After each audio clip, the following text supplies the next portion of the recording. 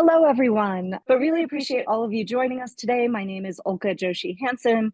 I'm Chief Program Officer here at Grantmakers for Education. Welcome back to those of you who have been part of past webinars or programs in the Future of Math series that we are doing.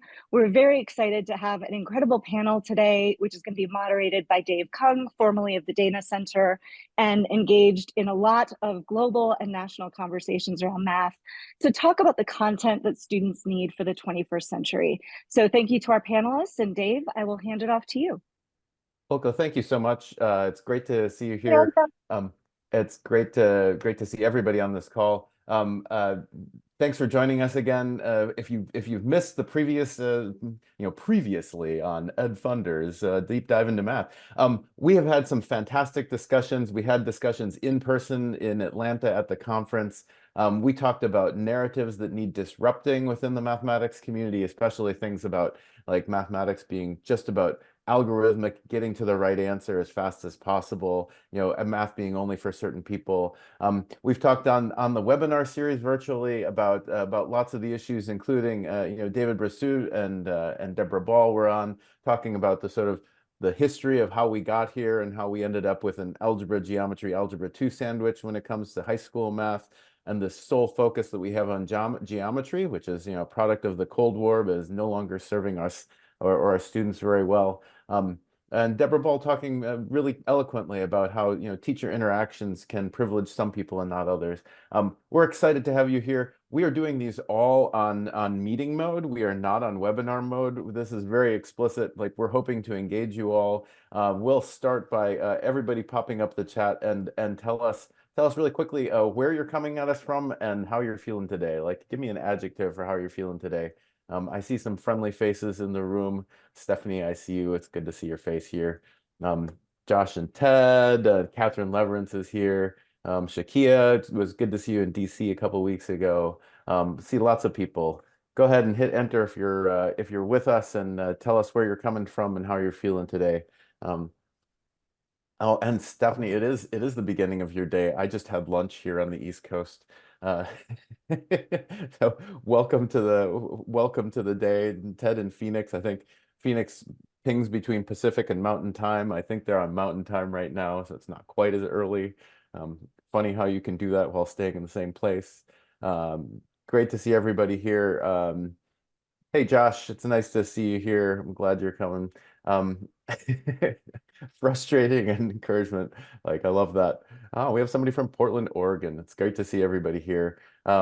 Thanks for being here. Really excited, particularly excited for the group that we have today. We have some fantastic folks here. I'm going to introduce them all, and then as we go through, please come and say hi to everybody. Justin Ballinger, this is alphabetically, I think, by last name. Justin Ballinger is an assistant professor of STEM education. He's at Morehouse College, but he also serves, and the reason we have him here is he's working with the Atlanta University Center's Data Science Initiative, run by Talitha Washington. Because we're with a bunch of funders, he also does a ton of work with other folks, but notably he works with the Heinz Foundation. I thought I'd throw that in. Justin, how are you doing today? I'm doing well, trying to unmute my microphone. Thank you for this invite, and it's very excited about this opportunity to engage and learn some more and hear from the audience and share some thoughts. Oh, it's great to have you here. Chrissy Martin's with us. She's a high school teacher in Washington State. I'm coming at you from Washington, D.C. She's a leader within Washington State on especially on the sort of how we need to modernize the curriculum we offer to students. She's been doing that within the state of Washington, with her own school within the state of Washington. And now she's working as a leader within NCTM, the National Council of Teachers in Mathematics, on exactly those issues. Christy, how are you doing today? Fantastic. And I'm also very excited to have some really great conversations this morning.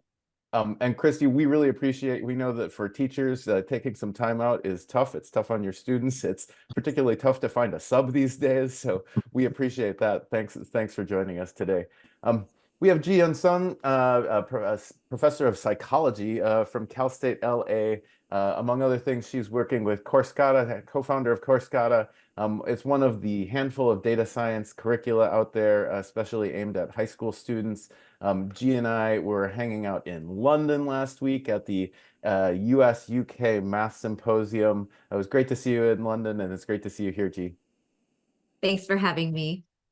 And last but not least, we have Dash Young Saver, who is an AP stats teacher in the San Antonio area. He went on to found something called Skew the Script. I actually first learned about Skew the Script from a friend who was a high school stats teacher, who said like, oh, they have great curricula that's really engaging my students. Dash, we know you're doing fun, interesting things there. We're eager to hear stuff about what you're doing. So Dash, welcome. Thanks for having me. Appreciate it. Excellent. Let's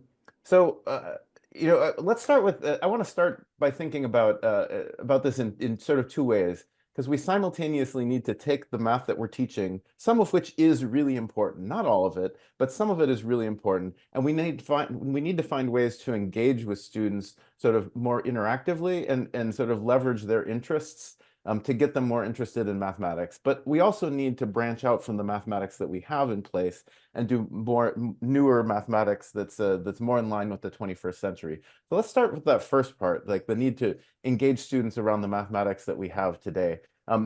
Dash, Skew the Script really specializes in engaging curriculum. And it starts with a great story about the curriculum you were teaching with not being too engaging. Is that right? Yeah, that's right. So I'm an AP stats teacher here in San Antonio. And when I started teaching AP stats, for context, nationally, about 60% of students pass the AP statistics exam.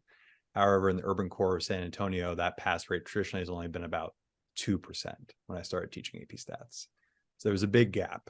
And people were wondering why this gap exists. And to me, as a teacher, it seemed obvious. I'd crack open the textbook and start reading out problems about how Bob has 58 watermelons, or the mean lifetime of batteries, or the mean height of kids in a class.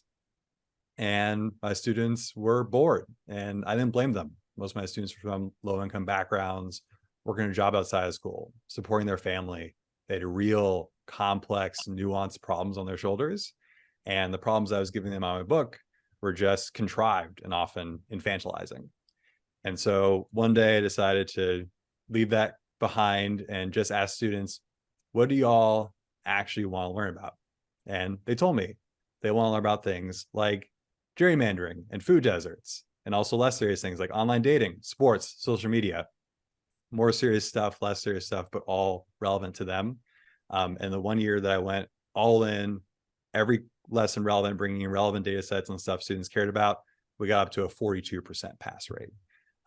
And so students really engaged, and Dash, can I just want to underline that. What was the pass rate beforehand? It was in the urban core of San Antonio, traditionally it was about 2%. Wow, that's impressive change. And note that that is not my accomplishment. That was my students' accomplishment. They're the ones who put in the hard work, engaged, and did all the studying time and really drove home those results. But more important than I think even the quantitative results there, students were developing skills in determining what was correlation versus causation, what was a bias versus unbiased sample, what was a misleading graph or not, because they're talking about stuff that actually mattered to them. And they've gone off, and a lot of those alumni from that first level cohorts are now pursuing careers in data science, majoring in these things. And now we took the stuff, put it on a website called skewscript.org, and we're expanding out to not just have relevant stats content, but also relevant traditional math content too for other high school grade levels. We have stuff for algebra. I got a few slides that I could share, giving an insight into that. That'd be helpful. I think people would love to see sort of an example of what these sorts of activities look like for you. Great. So think about a typical Algebra 1 or Algebra 2 standard system of equations. Typical problem might look like this. You got two cell phone plans, Plan A and Plan B. One has a higher upfront cost, one has a higher monthly cost. And the question is, when will this plan pay off? You make your system of equations, modeling out that upfront cost and the cost per month. And then you graph it, you find the intersection point, and you see how long it took for one plan to become more or less expensive than the other. And doing this in this kind of context over and over again, you start to see students' heads just go. And it's very disengaging, not only for them, but for you as a teacher. So we thought, what if we start off lessons with a key contextual question that gets at something that is, for students, genuinely interesting. So some of my students were talking about, are electric cars actually better for the environment? And they brought up things like, some electric grids are not completely renewable source. Some are powered by coal. And then the process to make these very complex batteries that goes in these cars, maybe those have a lot of emissions to do the mining process for precious metals. So if we look at the data here, are electric cars actually lower emissions? So we went to an MIT data set that tracks the emissions of different cars at various stages, all the way from production through the driving and through the powering electric grids and gas, et cetera. And it turns out that gas cars like this Toyota Camry compared to this Tesla tend to have less emissions to produce.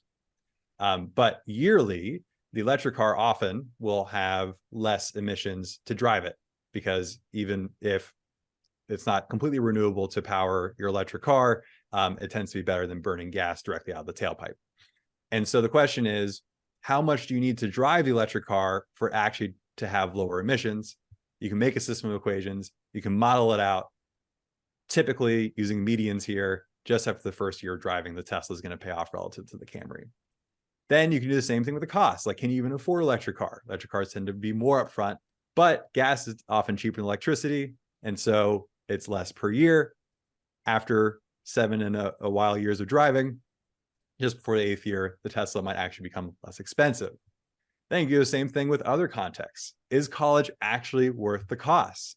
We can make a system of equations. If you're going to college, you're going to be paying, you're going to start off maybe with some debt. By age 22, the high school pathway, you're going to be working, so you'll have a surplus of money, and you'll see how long does it take to actually pay off. And then you can complicate this with things like college loans. Do these curves, are they actually linear, or is there a curvature to them? Is there some compound interest that we need to take into account? And you can personalize it. You can get into, what does it look like for my neighborhood for colleges I'm considering? What does it look like for these cars versus these cars? It ends up being a much more rich experience of these models from algebra that otherwise seem kind of contrived and out there.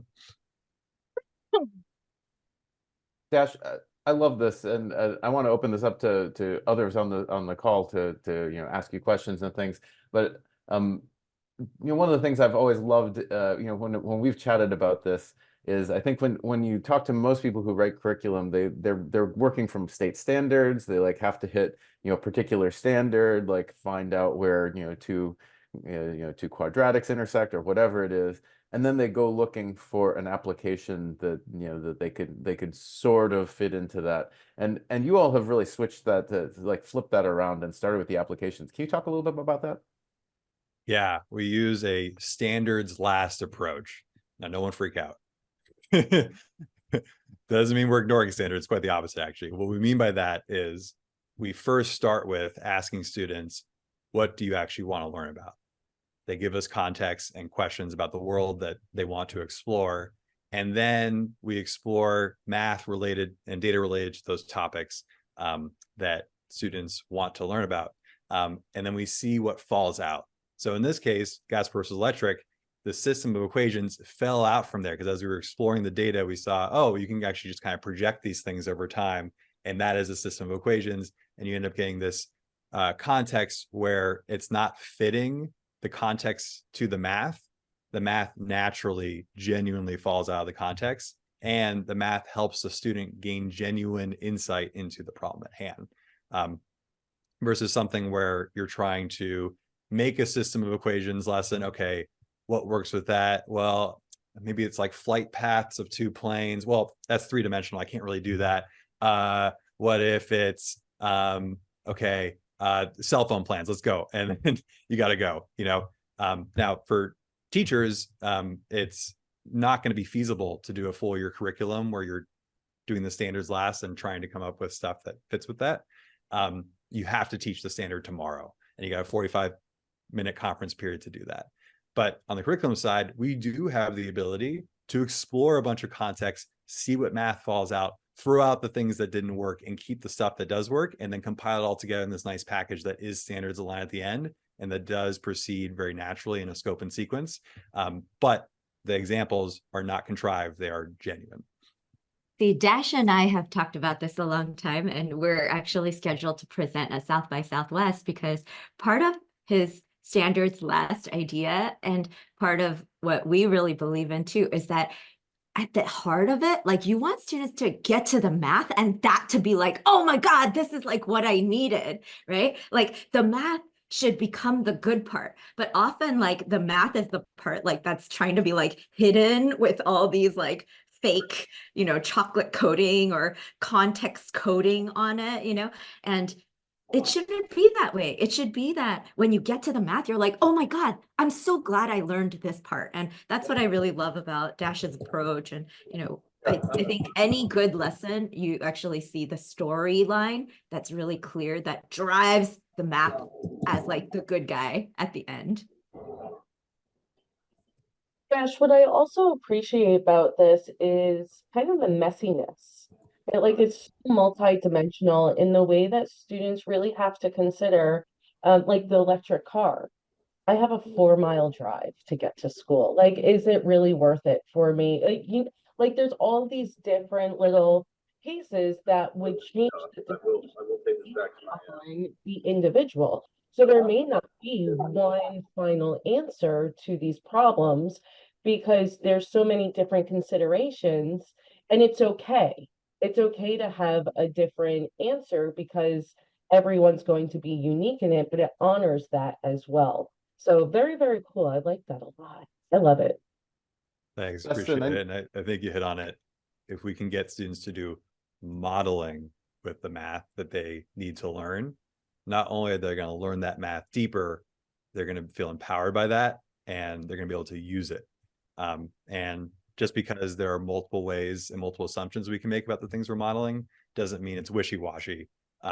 We actually get to interrogate one another's reasoning. We get to interrogate what assumptions are driving your model, what math did you use to get to where you're going, and you end up getting even more rigorous mathematical experience than if there's just one contrived thing with one solution. You got there, you didn't. Did you learn the procedure? This is the procedure plus more. Yes, I certainly agree with that. Like, I believe like where we're headed, algorithmic math, while it has its purposes, isn't going to really prepare students for what they'll need to do in the workforce and the questions that they'll need to ask. And I think that's the really powerful part, that students are able to ask these additional questions and explore their curiosity and develop these new models and different ways of thinking about these problems that need to be addressed. Excellent. One of the things that is that you find when you start diving into applications and then hooking students with with things that they're really interested in is that we are just awash in data, right? And this to me is one of these big changes over the last 40, 50 years. We still have a mathematics education system that's grounded in sort of Cold War era, when you didn't have a lot of data. And frankly, like many jobs out there in the world that students were heading to didn't use a ton of mathematics. But at this point, nearly every job out there involves data of some sort. Spreadsheets are so ubiquitous that everybody jokes about them being everywhere. And so this is a big change that we in the math community really need to deal with. And so I want to sort of pivot from like teaching the math that we already, the parts of math that are great and we need to teach them and teaching those better, to sort of thinking about what else we need to add to the curriculum or emphasize more. And so, G, you and I have talked a lot about the sort of debates that are sort of pitting, algebra 2 versus data science, right? And these have, well, it's kind of hit the fan in the last week in California. But I know that strikes you as a false dichotomy. And I wanted to give you a chance to sort of talk about how you see like something like data science sort of bolstering students' understanding of math and not sort of being separate from it. Yeah, I think you said at the beginning, there are things deep in the heart of the math standards and curricula that are so important for all students to learn. Like just the idea of functions, right? Like algebraic functions, that's all throughout high school math. And that's really important. But do students feel like it's relevant to the modern world? Probably not, right? I don't know if teachers feel that it's relevant either. And so students are asking their teachers, hey, when am I ever going to use this? And I really think data is the best answer we've got. We could say to students, hey, these functions are used to model data in the real world. But you know, that sentence is meaningless to too many people. It's one of the standards of, it's one of the Common Core mathematical practices, and literally it means nothing to nobody, right? And so we need to make that more meaningful. And it's already there. It's already there for us to use. Data is there. The standards are there. The functions are there. But we haven't been able to put these pieces together. We've taught students these pieces in a way where we're like, one day it shall all fit together. Let today be that day, because as Justin said, careers are looking for this, like the Dodgers, whatever company, FedEx, all these companies are looking to try to model future with data. They're looking at today's data to say what's projections going to look like next year. We need to teach students that that's what algebra is good for. And I think pitting data science against algebra does not help us put the pieces together.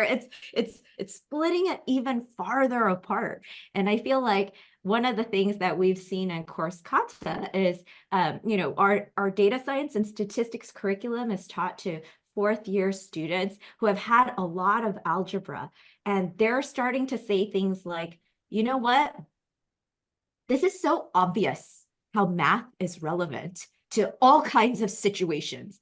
And we're like, yeah, it's obvious to you? Like, tell me more about that part, And so I have a few video clips from students, because even for me, like I'm a believer, right? But even for me, watching the students say it was much more powerful than like thinking, theoretically, it should be that students shall believe this at the end of this experience. So if you wouldn't mind, could I show a little clip? Sure, that'd be great.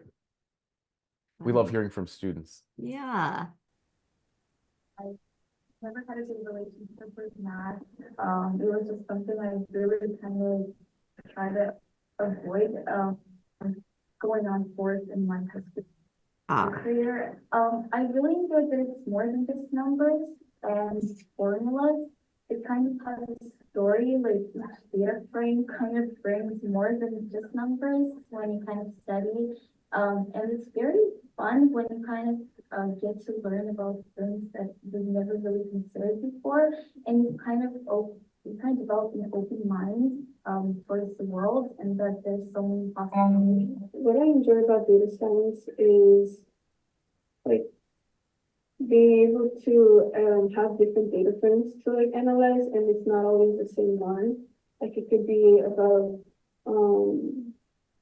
like just about like the planet, we've seen like about bugs and birds, like what affects that, or we've also seen like about like more, I guess, political things like presidents and elections and those stuff. So it's just like the range on what data frames you get to like analyze and use is pretty cool.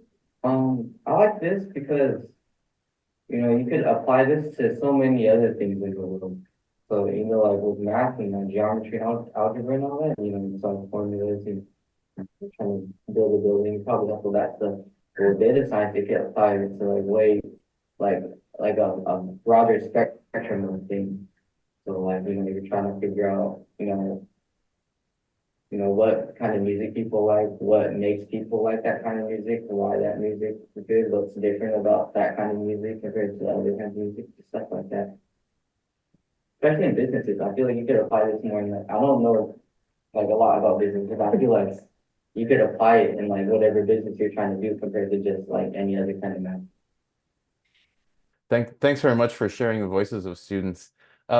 Justin, I want to turn to you. So, I mean, one of the things that doing this work in data allows you to do is not just help students sort of understand the world, but actually sort of critique the world and and give them a sense of agency over it. I know some of the work that you all have done down at the down in Atlanta. Can you talk a little bit about the work that you do with students and how you see it as sort of emancipative as well as just sort of teaching them mathematics? Certainly.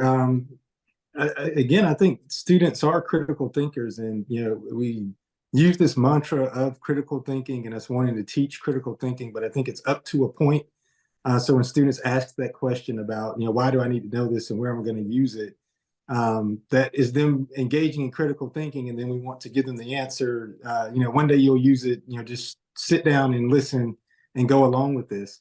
And I think, to the points that have been made, like with Dash and G, that we have to provide them with opportunities to explore things that they're interested in. So part of the work that we do is to actually partner with some of our city and government agencies. So we have a partnership with the Atlanta Citizens Review Board, where some of our college students, and we're looking to, in the future, expand this to juniors and seniors in high school, are engaged in critiquing some of the data around policing in the city of Atlanta, and to also track some of the data around what's happening to maybe shift policy, and to really look at the big question around who's considered an expert. I think some of the tools that we're developing now, particularly with AI, are decreasing the distance between individuals being able to actually produce valid and relevant results. And so as we engage students in some of these spaces and allow them to wrestle with some of these complex questions and to be able to provide feedback and ideas about the world around them, I think it makes the math much more relevant for them. And really what we're, again, looking to do is develop those critical thinking skills and analytical skills. And what better way to do that than to have students who are inspired to ask deep questions and then get to the point where they're like, I need to know a different method for getting at this. And they're excited about learning new math because it relates to something that they are deeply invested in. And again, like with the amount of data and information that's available, we can do that across various domains so that we don't have to have everybody working on the same example at the same time. We can use data from interest inventories, what students are interested in, to develop models for learning that actually suit the needs of students and allow them to engage fully in the content. I love this idea of like meeting students where they are and leveraging their interests in things. I think that, I mean, so often in the math community, we give students tools to answer questions that they just don't care about, instead of starting with questions that they do care about and then showing them that the mathematics that we have to offer really can apply. I think there's one other thing that Justin said that's so important, that his students are thinking along with the math. And I feel like so many times students often leave the thinking at the door when they walk into a math classroom. They're like, hey, in a math class, you have to do what the teacher tells you to do. You have to wait and listen to what they say and then try to follow along. And Justin saying, hey, maybe we should bring thinking back to the math classroom, which I think mathematicians would be really relieved to hear. They'd be like, yes, let's bring that thinking back and let's show students what it means to think, compute, do a little this, come back to thinking, ask the question, go back, and to toggle rather than, hey, you do all your thinking over there and then in here you follow the directions. Yeah, that's so. In fact, like one of the hottest books out there among high school teachers right now is Building Thinking Classrooms. Great book by Peter Liljedahl. If somebody can dig it up and put it in chat, that would be great. There was an interesting question back here in chat, and Christy, I wanted to see if you could address this since you're, I mean, both you and Dash are in the classroom, but you're in the classroom full time right now. So the question was like, okay, it's great to have add more things, but are there things we could take out of the curriculum? This is a conversation. I love to have this conversation with like Algebra 2 teachers who many of them have a list. What's your take on that? Yeah, absolutely. And those are some of the conversations that we've been having for a while.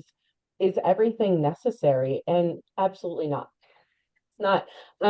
Yesterday, I had a student tell me, when would they ever need to know when there's a hole in a rational function in real life?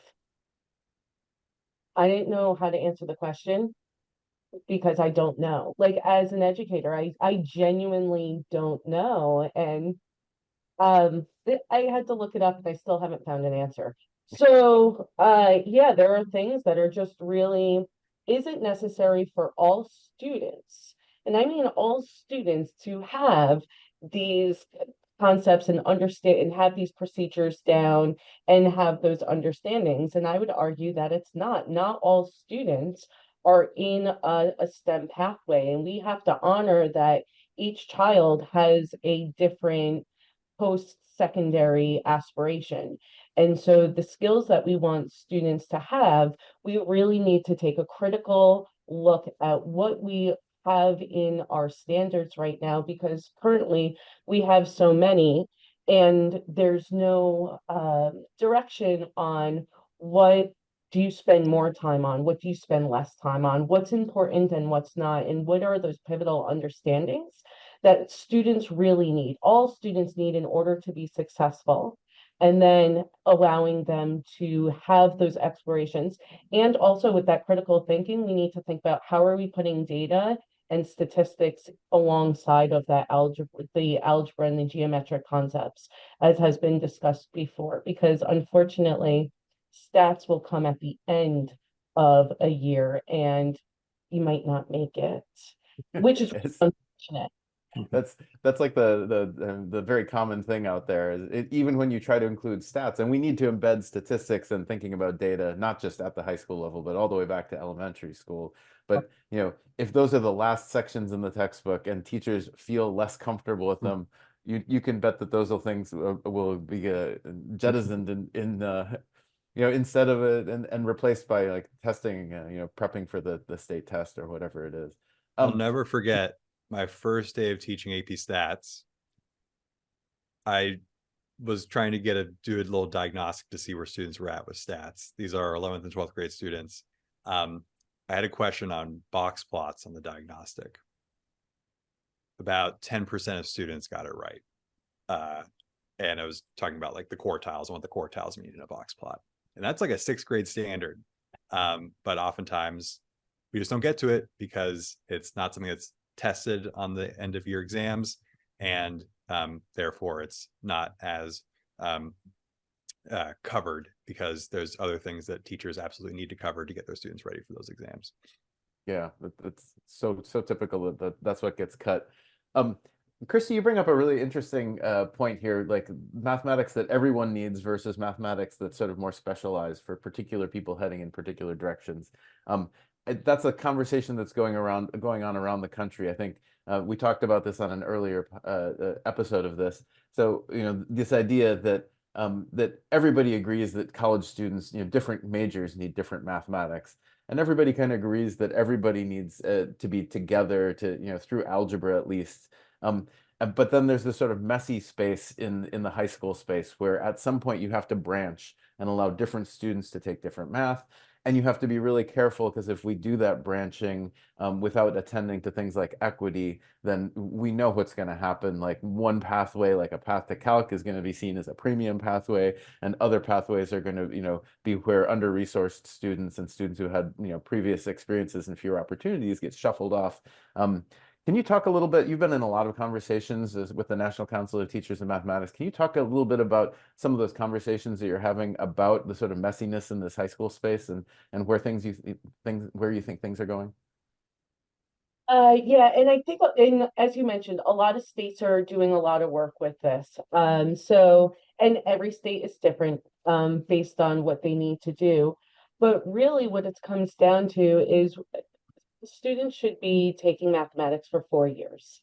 So that's kind of a big thing as well. But for those first 2 years, being common but then having choices, and it comes back to allowing students after they've had 2 years and not starting too early, because as you mentioned, if we start too early, that becomes a tracking situation, and part of the issues is if you provide too many options early on, sometimes those options aren't flexible enough. So if students start in one pathway because they think that they may be going into the trades or workforce or a 2-year college, sometimes their options are then limited if they decide later on oh, actually, you know what? I do want to go into a STEM field.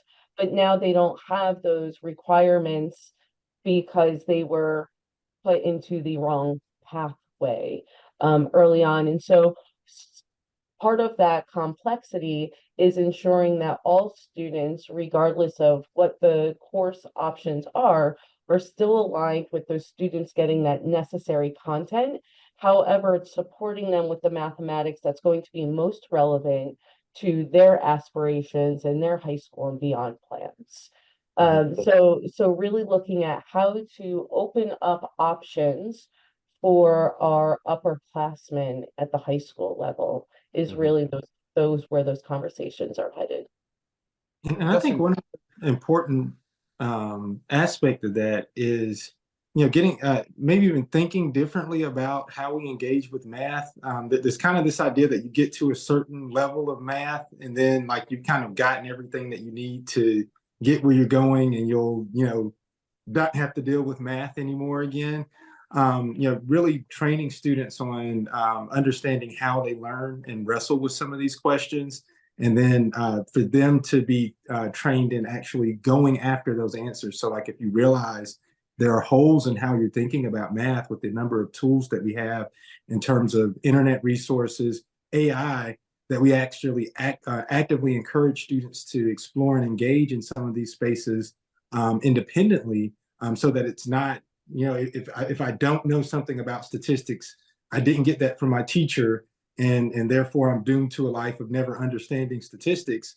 No, we understand that there are tools, there are resources for doing it, and if students actively engage in this practice of their self-exploration and their learning and taking ownership of that, I think that widens their pathways even further, and changes what's happening in the classroom, so that we're not just kind of sitting back, getting these certain sets of skills that tell you can, achieve at a certain level, and that you're doomed if you don't get them from someone in a classroom, but that you're empowered to move forward with your own education in other ways.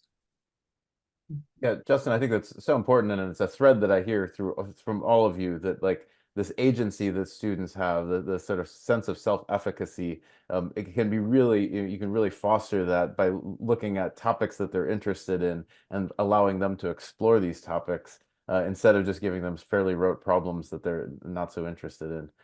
And Justin, when you say like so many people are waiting for the day when they're done with math, I'm embarrassed to say that's my daughter right now, and I'm working hard to change her mind about that. It's so hard to hear. Yeah, G. Yeah, because I think another thread that I hear along all these lines is the importance of leveraging students' curiosity. And, Justin was saying, getting students to explore these things on their own. And in this age of AI, in the age of honestly just the internet itself, anyone who wants to learn things has a plethora of opportunity. There's no shortage of opportunity or resources that are out there. And so we should be kind of stoking the fire of curiosity so that students are going out there and want to know more. And I feel like if math classes aren't doing that, we're going to lose out in the world of AI and everything else. We want to get students to ask more questions, not to answer the questions, but to ask the questions. Thanks, G. I want to turn to Ralph made this important point that this is a systems problem. This isn't something that's going to be solved by like individual teachers, grabbing a particular piece of curriculum and just being more energized in front of their students. This is something that we have to work on a systems level. And I know that you all have done this, in different places in your careers and in your local areas. Changing systems is hard, right? And that's both because like the systems themselves like are entrenched and there's lots of red tape to get through, but also because the people within these systems like grew up within a system that they were successful at, and so they have a lot of invested and maybe a lot of identity invested in some of the narratives that we've talked about in this series before, like about mathematics being about speed and accuracy and doing things quickly and getting through all 100 multiplication problems really quickly, like that. changing those narratives is hard, in part because you're asking people who control those systems now to change narratives that have supported them in their identities and their success. But I think all of us have seen some success, and I wanted to give you a chance to talk about some of the successes you've seen.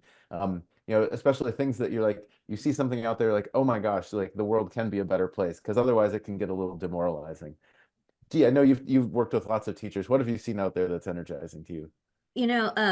Some of the things we've been talking a lot about just in the math policy space is just the teacher shortage, staffing really good math teachers, and any math teacher worth their salt, honestly, can go out and get a higher paying job like tomorrow. So Christy and Dash, thank you for your service. But honestly, that's a really hard systems level problem, but teachers are in it because they love seeing students learn. Right? Like that's what they're in it for. And if we could give teachers that kind of experience, that really feeds them every day. And that's one of the things that we've seen at Course Kata. We've literally had teachers who, coming in from the pandemic, they were feeling pretty demoralized, right? Like that resonates, right? And they were like, honestly, I wanted to learn more about data science because I thought maybe I could go out there and get a data science job.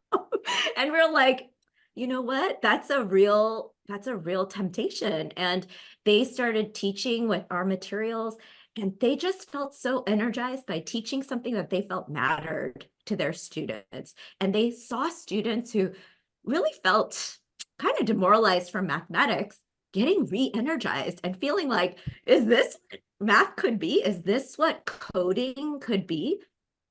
Maybe I'm into this, and the teachers felt like this is what makes me stay, and I think that's one of the things we'd love to see more of. Yeah, more energized teachers. I want to give others on this, others of you, what have you seen that's sort of that's energizing and makes you, yeah, Justin, what do you see out there that's making you feel good about the world? I think teachers questioning this whole paradigm that we're in right now. You hit the nail on the head when you said that systems evolve and then people become successful and they don't want to let go of how the system is run. And so, we're basically running on a factory model of education that is becoming quickly obsolescent. If we're supposed to be in the business of producing critical thinkers and individuals who are going to use their imagination, having a certain level of math literacy and command of the English language doesn't actually get you there. And so, part of what we work with is actually having research practice partnerships where teachers are working directly alongside professionals in different industries to see how they actually use math and some of the problems that they're solving in the real world, and then bringing those back into the classroom and having students, generate questions that actually use their highest order thinking and imagination in theoretical math. So like we're in a class where students are asking questions about why do we use a base 10 number system for solving these problems? Or, what would this look like if we used a different algorithm? And I think those are going to be the types of questions that will be of high value as we move into the future with AI. Not how fast can I solve my multiplication tables, but am I using the right form of math to actually solve, a quantum equation? And can I switch modes of thinking in order to actually toggle between mathematics systems with some level of fluency, or to be able to communicate that with some level of clarity? And so, as we advance into the information age, I just think it becomes even more clear that the traditional paradigm for who STEM people are, who mathematics people are, is changing. And that, some of these, some areas such as social scientists who are wrestling with ethical questions and thinking about things that we didn't think could be addressed with mathematics, that we actually are finding out there are some algorithms that could address things that we thought were too complex for mathematics, or not able to actually get some type of understandable data from, that we engage people who may not traditionally have been seen in that STEM space to ask questions that aren't typically asked in the field of mathematics. Mm-hmm. Yeah, I love broadening the perspectives that we're getting. Thank you for that. Chrissy and Dash, and any thoughts on like things that you see that make you optimistic about the future? I think for me, it's kind of been the framing of the session. Oddly enough, the greater public awareness of the current state of AI actually makes me optimistic in a lot of ways. Just like how introduction of graphing calculators made us lurch from, oh, you got to learn how to do the procedures behind all this, to maybe it's more about thinking after having done the calculations. I think there's going to be another lurch coming. And AI is something that I actually had studied. It was like the main part of my master's program when I studied data science. And it is this incredible combination of these skills that a lot of folks have thought about with either or thinking. It's this incredible combination of calculus underpinning the gradients behind minimizing the error function of a neural network, along with the ideas of overfitting and underfitting in your modeling that also underpin the data of fitting a neural network. It's this great combination of these skills, and it's not this either or stats or calculus, it's both. And if in order for us to really teach students how these things work, we need both. We need students who can do both. And I think the more we can drive towards doing both genuinely throughout our K-12 pathway to build students up to that, the more it's going to give us this very promising version of math education that we all need. Thanks, Dash. So powerful. Christy, what do you see that's making you optimistic? So much. I could piggyback on Justin, just the people questioning, and also recognizing the relevancy and the lack thereof that we are currently, the system that we are currently coming from and hopefully coming out of.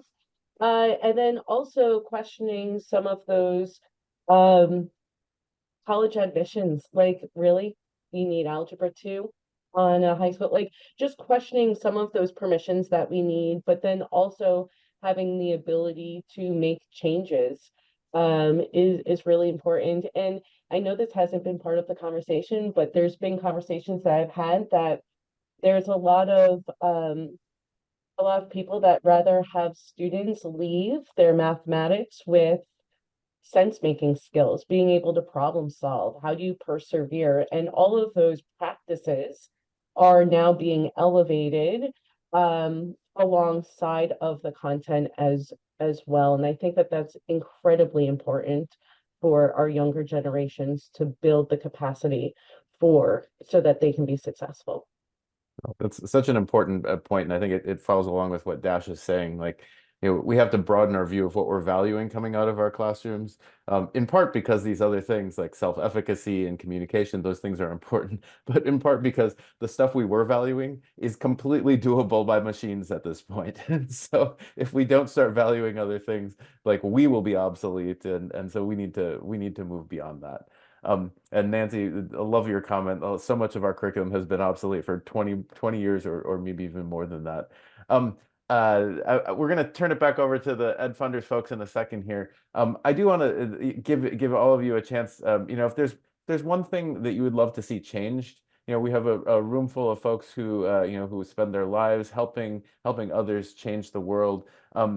Christy, I think you and I were talking about a little bit about how higher ed impacts what happens in high school. Can you talk a little bit about some of the changes in that space you'd love to see? Yeah, absolutely. Here's an example. I'm supporting students in making choices for registering for next year. That's just where we're at our school. And I had a student say, which one of these options looks the best? All of our classes are amazing. You're going to learn mathematics and different skills. So the question then is, well, what do you want to do after high school so that we can align the mathematics that you'll be learning to best support you? But right now with with students who want to go into higher education, specifically four-year colleges, they need to have a certain courses on their transcript in order to even feel like they can apply to these colleges. And that's awful for students. They get pigeonholed into something that realistically, based on what they want to do and what they want to major in, may not be as relevant or impactful for their future, but because of what needs to be on the transcript. That's what's going to make the decision for them. They're not making their decision. Mhm. College admission, what they perceive is important for admissions is making a decision for them. I mean, just the idea that higher ed needs to give permission to students and high school systems to choose options that are more aligned with their interests. And I think we saw that take a step backward last week in California with the decision in California that like more students are going to be forced down a path toward calculus, which is unfortunate. I think we have time for maybe one or two more. Like, what are some changes that you would love to see happen in the system? Like take a swing for the fences. What's something big that you'd love to see change, Dash? I think in a lot of spaces, people think about how to make math education better in a very top-down way. We, the experts, need to make the best materials. We need to sell those materials to districts, and we need to make teachers teach it a certain way. And you give them a script and you say, that's what high quality looks like. And what you end up with is teachers feeling a lack of agency, feeling like the materials are not fit to their own needs and their own students' needs. And frankly, if you give me a scripted curriculum, I'm leaving teaching tomorrow. I can't do that. And I think what we really want instead is a more bottoms-up approach where we make materials that teachers gravitate towards, that they want to use with their students, that they want to make those standards they have to teach and should teach come alive. And this direct-to-teacher approach means that you are not designing curriculum for a district curriculum manager to buy and then to give. You are designing for the actual user, the teacher with their students who needs to engage them, needs to make them do the thing. And so I think there's alternative pathways to gain the results that we want to see outside of the top-down model. Thanks very much for that, Dash. Justin, you want to jump in? What's something you would love to see change in the world? Yes, I'm going to throw a live grenade in. I'm assessment person, so I think the way that we assess students, giving them a grade, and then saying that is what measures who they are. And as a recovering middle school teacher, I remember the feeling of having a student who got that A because they learned how to game the system, and the student who really put in the thought and grew so much and had just a different understanding of who they were and an understanding of math or scientific concepts by the end of the course. But because of how we are taught to assess students, that student is graded more poorly than the student who kind of gamed the system.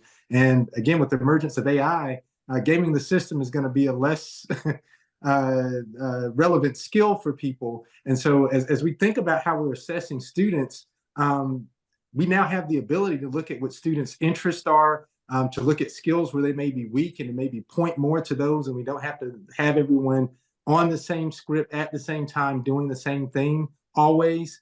And I think building more opportunities for individuals to have exploration in their learning and to be assessed differently so that we're assessing the system and allowing students to grow and draw out of themselves the potential that they have, as opposed to kind of demoralizing them and grading them and telling them this is what you can do based on a grade that someone gave you external.